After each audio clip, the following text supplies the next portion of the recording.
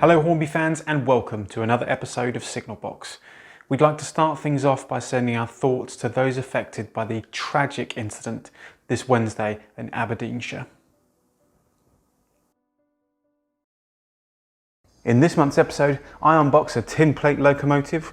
We give you a sneak peek at our recent visit from the Great Model Railway Challenge winners Railmen of Kent, and we get a closer look at the very special NHS livery competition locomotive.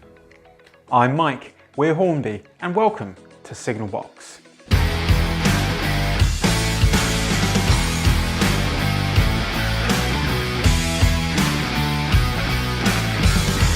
Recently, we were lucky enough to be visited by the winners of the Great Model Railway Challenge, the Railmen of Kent.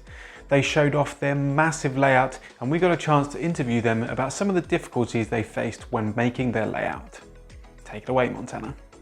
Hi, I'm Montana and today we've got the Railmen of Kent with us. They've got their winning layout from the Great Model Railway Challenge and we're really excited to talk to the team. Thank you so much for being here, Fred. If you didn't mind telling us a little bit about yourself first before we get into the amazing layout. Of course, yeah. Morning, Montana. Yeah, thanks for having us here. Really pleased to be here with you. So I'm Fred. I've been the team captain for Railmen of Kent. I'm 57. I'm a civil engineer by background. I've done a lot of railway projects and I'm happy to say I can combine a very interesting career with a very interesting hobby as well, as I guess you can see. I can definitely agree with that. Yeah. So where did the passion for model railways begin for you all? Well, my first model train set, I think like many people, was given to me when I was about 4 or 5. It was a Triang Hornby model. It was Winston Churchill, famous iconic loco, and I think that probably ignited a spark that's been there ever since. Yeah, wow. And in terms of sort of Railmen of Kent as a whole, how did you form? How did it all start? Well, it simply started because we watched the first series of the Great Model Railway Challenge and really enjoyed it. Yeah. And typically, as you do, say, well, I could do that. So when they were advertising for teams, we phoned up afterwards and spoke to the production team, and they said, well, make some videos of yourselves and send it in. There was a bit of a problem though, because there's only 4 of us in the team initially. There was myself, Nick, John and James, who are my sons, and then thinking creatively, we found out that great uncle Nick was actually a bit of a secret railway modeller, which I'm sure he'll tell you about. And then I knew Chris was a very skilled aircraft modeller and painter and airbrusher, and he had all the right skills to come and join the team. So once we got those 2 on board, we got the full team of 6 that we needed. So everyone plays a very important role. Everyone had an important role within the team. Yeah, we kind of knew that because of the time pressure, planning was going to be quite important. So yeah. Everyone brought a little bit to the team. Okay, perfect. So obviously you played a big part in the Great Model Railway Challenge programme. You were the winning team. Yeah. How did it all come about though in terms of sort of auditions? Obviously you've mentioned about how the team formed, but what was that process? Well, once we put a team together, we had to write some profiles of everybody and then shoot a little kind of promo video. Everyone shot a short video against a set of pre-prepared questions, and we sent it off to the production team. They looked at it and then came back and said, "Yep, you're on. We like you. You'll be on the series." And then it was kind of waiting for the rules to come through, and then waiting for the themes to come through, because it kind of emerged. They'd made some tweaks to the format from Series 1. There was going to be a heat, there was going to be a semi, there was going to be a final. So there was a tremendous amount of thinking needed as to how we were going to build 3 layouts to different themes, make them all interesting, obviously in the short time that's going to be available. So we started off, we knew the first filming was going to be in June, and sometime around the end of March, the baseboard arrived and got set up in my front room. And we were allowed a certain amount of time to lay some track and do some pre-builds, which you saw in the programme, leaving still quite a lot to do once we got to Fawley filming for the first heat. And obviously, thanks very much to Linda, my wife, and the boys' mum for being very patient and having a very large model railway in the front room, as well as all the other model railways we've got dotted about the house. I can imagine your house was very busy for a long time. Well, I've just actually finished an upgrade, a refurbish of the garden shed to take some of the layouts out of the house and give them their home in the garden. So actually, it's been a very productive few weeks. So obviously we're lucky enough to have you all here in front of this fantastic layout, which was seen nationwide on the show.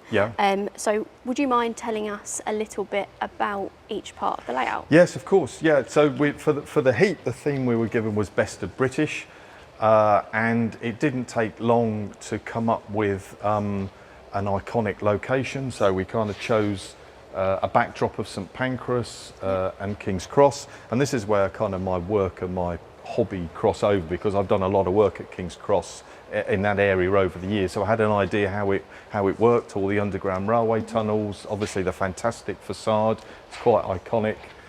We kind of, with a Best of British theme, we just totally brainstormed everything we could think of, and including the kind of link. The Boadicea name comes from the fact that there is a legend that Boadicea is buried under platform 8 at King's Cross.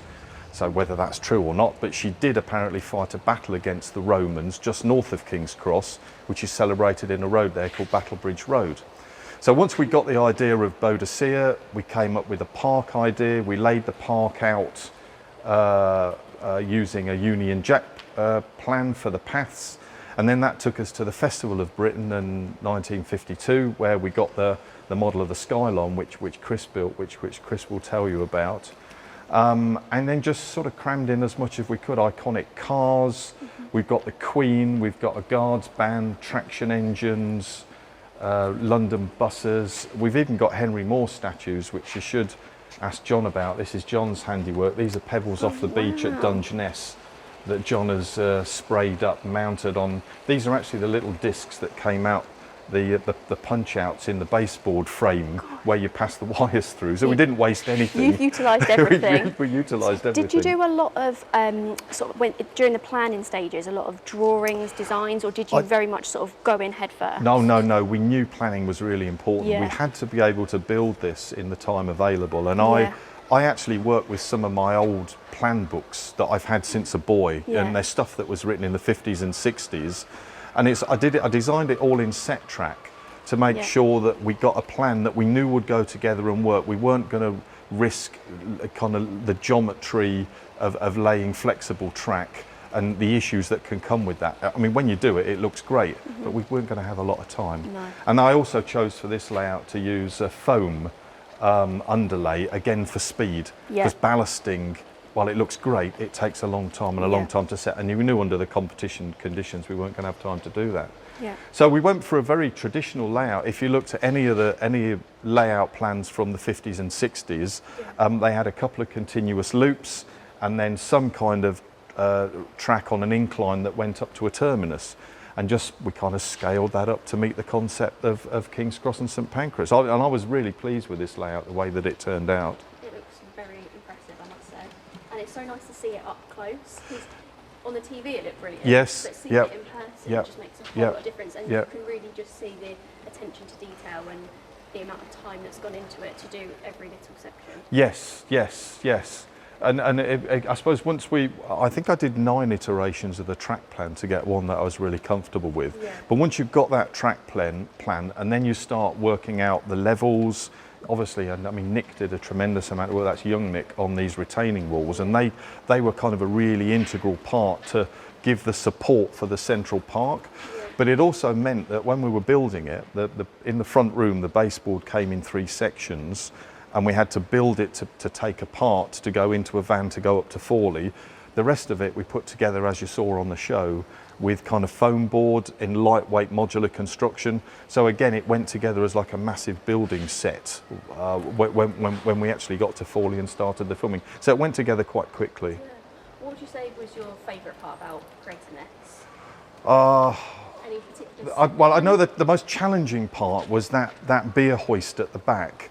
Having made a promise to have an animation of something that lifted the wagon up and down, it really did take a few hours of work in the garage to get a working prototype. and again then one that I could take to Forley, set up and actually get it to work. And luckily enough, we did get it to work during the judging, which was a big relief, to be honest. And then I think the other thing that I really like is the work that John did in the Scratch Build Challenge, because I think ultimately over the whole points, the way that the competition was judged, the fact that John won the Scratch Build Challenge on this layout probably meant we won the overall competition. So he did a fantastic job with the goggles, with the lens from the goggles and the spiral in the centre of the roundabout there. I was really pleased with the way that turned out, and the whole frontage of King's Cross, the sort of feeling of space, very pleased with that. It's nice that everything's so different as well, but it's really stuck to the theme. It makes it look and feel so real. Yes. So many different parts and different kind of styles. Yeah. Well, we weaved quite a few stories in, and we didn't always get the chance to kind of talk about those stories there. I mean, we've got the Queen. This did kind of come out a bit in the filming, but we've got a royal train at the back that can come out of the tunnel.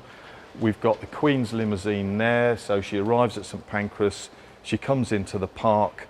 The thing that's actually had a terrific reaction, both on the show and then when people have been to see it afterwards, is the fly past. The Hawk and the Spitfire, they're quite iconic. They're just mounted on a wagon at the back, and we can just push that along with the loco, and it just gives that extra bit of animation. I was particularly pleased with that, actually. You can catch the full interview with Railmen of Kent next week. Make sure to subscribe so you don't miss out. I managed to get my hands on a very special tin plate model from our Centenary range, just to show you how amazing this model is. So hello and welcome again to my kitchen. We're going to be continuing our unboxing of the Centenary models from our Centenary range. Today I have the LNWR number 1 Centenary limited edition tin plate locomotive. This is a very special model, not only because it's beautiful, but it is representative of 1920s, and in particular Frank Hornby's first British O-gauge Hornby locomotive. First thing you'll notice is obviously the vintage feel and look of the box. We've tried to replicate as close to as possible the original packaging. And we're going to unbox this. I'm going to show you just how beautiful this tin plate locomotive is. So as I mentioned before, first thing you're going to notice is the brilliant packaging on the Centenary locomotive. It's reminiscent of the original packaging, but obviously it's on a nice modern sleeve, so it gives it a great little look, and you've got the Centenary logo there as well. So let's take a look inside. Take it out here, leave that to the side. We've got, just open this lovely cardboard box here, same colour blue. Obviously what you're going to see inside, first thing, is our instructions. Now they are reminiscent again of the original instructions. Nice fold in the middle, a crease. You can see the original Hornby electric train logo there. We've got an image of the loco itself and all the instructions you need to general maintenance, to running in, specification and safety information, lubrication on the back, warranty, and it's kind of, you know, the card itself has a nice look to it to give it that authentic vintage feel. So obviously underneath that we have our foam packaging to make sure we keep our locomotive nice and safe. So this particular locomotive is our black version, which is a particular favourite of mine. As I'm sure you'll have noticed, I tend to wear a lot of black on these episodes, so this is the perfect one for me. And straight away you can see just how beautiful this locomotive is. Just to tell you a little bit more about the history of this locomotive. With the Great War over and German toy trains not being imported, Frank Hornby saw an opportunity to expand his manufacturing business into the production of toy trains, and consequently in 1920 he launched Hornby trains. Frank Hornby's first British-made Hornby O-gauge locomotives were produced in tin plate and assembled using nuts and bolts at the Meccano Limited factory situated in Binns Road, Liverpool. The first locomotive design of this construction was a simple generic style 040 locomotive using a clockwork mechanism and connected to a simple four-wheel tender. The number 1 040 Hornby O-gauge locomotive design featured cylinders and connecting rods plus brass handrail knobs. Also, all variants were fitted with cylinders, with the bodies having an enamelled finish. The 4 liveried Hornby train replicas, using where possible the original Frank Hornby design, have been produced as close to the original model specifications as possible.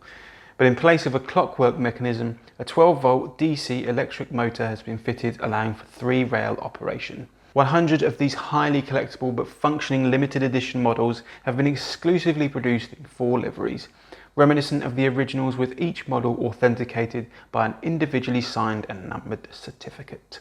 So there you have it, the LNWR number 1 Centenary Limited Edition Tin Plate Locomotive. I think it's a beautiful model. I love it in black, but let me know what you think at home. Have you got one of these already? Are you going to be getting yourself one? Let me know in the comments below. And as always, thanks for checking in. As you all know, we had numerous entries for our NHS livery competition. After the winner was announced, we also chose one lucky winner from our Just Giving page. Before the model wings its way to our winner, we wanted to show you this unbelievably beautiful model.